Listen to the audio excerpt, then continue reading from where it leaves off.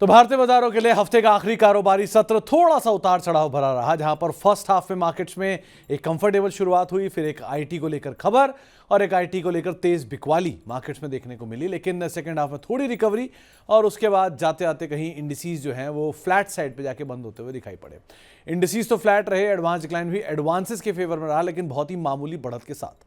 Nifty flat to positive, mid cap flat to positive, BSE small cap करीब करीब flat to positive, IT index 1.5% नीचे, Nifty bank करीब करीब 0.5% ऊपर करीब बंद होता हुआ दिखाई पड़ा।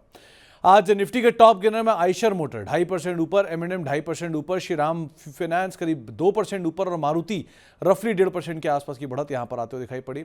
गिरने वाले शेयरों में आईटीसी 2% नीचे, सिप्ला 2% नीचे, एचसीएल टेक 2% नीचे और टीसीएस 1.5% नीचे। तो आईटी और आईटीसी दोनों में ही आज प्रेशर आता हुआ दिखाई पड़ा। इसके अलावा आज आइडिया करीब 10% ऊपर रहा, इसके अलावा बीएससी 4.5% ऊपर रहा, इंडस टावर 4% ऊपर रहा और एबीएफआरएल करीब करीब 4% तेजी यहां पर भी आते हुए दिखाई पड़ी। मिड कैप गिरने वाले शेयरों में ओला इलेक्ट्रिक 6.5% नीचे रहा, परसिस्टेंट 3% नीचे रहा, प्रेस्टीज 3% नीचे रहा और टोरेंट पावर करीब करीब 2.5% के आसपास की बिकवाली यहां पर भी आते हुए दिखाई पड़ी। स्मॉल कैप के बढ़ने वाले शेयरों में फर्स्ट क्राई 14% ऊपर रहा, गॉडफ्रे फिलिप्स 6% ऊपर रहा, बीईएमएल 3.5% ऊपर रहा और केफिन टेक भी करीब करीब 3% की बढ़त के साथ बंद होता हुआ दिखाई पड़ा।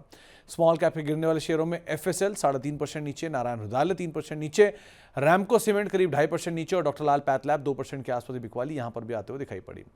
एफ&ओ गेनर्स में आज आइडिया सबसे ऊपर रहा 10% ऊपर, बीएससी 4.5% ऊपर, आरबीएल बैंक करीब 4.5% ऊपर और इंडस टावर रफली 4% के आसपास की बढ़त यहां पर भी आते हुए दिखाई पड़ी।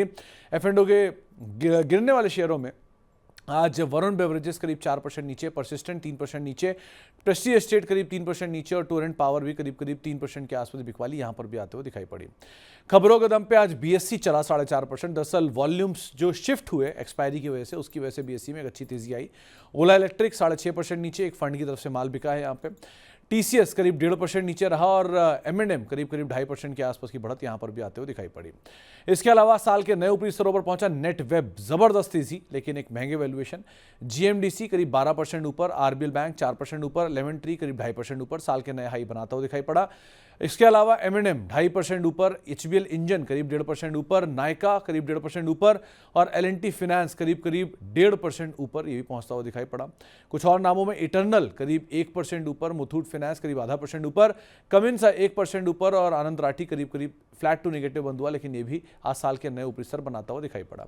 साल के निचले स्तर बनाने वाले कोई शेयर नहीं थे, लेकिन अब सोमवार के लिए स्ट्रेटेजी क्या हो तो जानकार मान रहे कि निफ्टी में आप खरीदारी करके चलेंगे। 24,900 आपका टारगेट रहेगा, 24,650 का एक स्टॉप लॉस आप मेंटेन करके चल सकते हैं।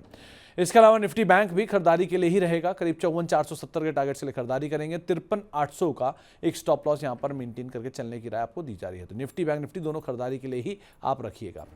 इसके बाद बारी आती है कि बड़े इवेंट्स कौन कौन से हैं। दरअसल 6 सितंबर को केल्टन टेक की प्रेफरेंशियल को लेकर बैठक है, एक बड़ा इवेंट है।